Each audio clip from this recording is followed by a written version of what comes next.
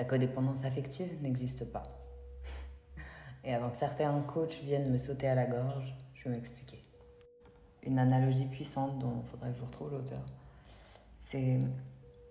T'as traversé le désert pendant 40 jours. T'as pas mangé. Et tout d'un coup, tu te retrouves à table devant un immense plat de pâtes. En face de toi, t'as quelqu'un qui a mangé à sa faim toute sa vie. Forcément, toi, tu vas devant ce plat de pâtes, affamé toute ta vie, pendant ces 40 jours en tout cas, tu vas te goinfrer. Tu vas limite aspirer ce plat de pâtes. Alors que la personne en face de toi va prendre le temps de déguster, d'y aller tranquillement, etc., etc.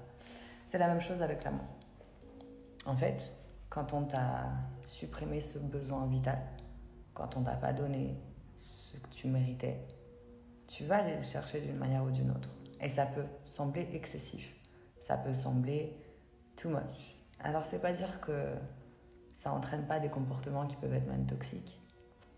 C'est juste pour t'offrir un autre regard là-dessus. Peut-être un regard avec un peu plus de compassion. Plutôt que d'essayer de se culpabiliser encore et encore et encore parce que t'as besoin de cet amour. C'est vital, c'est normal. Et tu le mérites, l'amour qu'on t'a pas donné. Tu le mérites, cette affection, ce soutien. Alors imagine si par-dessus ça, tu te culpabilises, en plus de ça, de ressentir quelque chose qui est fondamentalement humain et qui est un besoin nécessaire.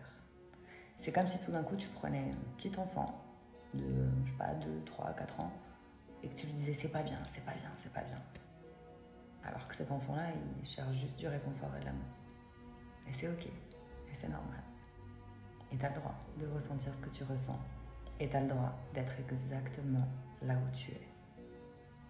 Et moi, je t'envoie plein d'amour et de lumière.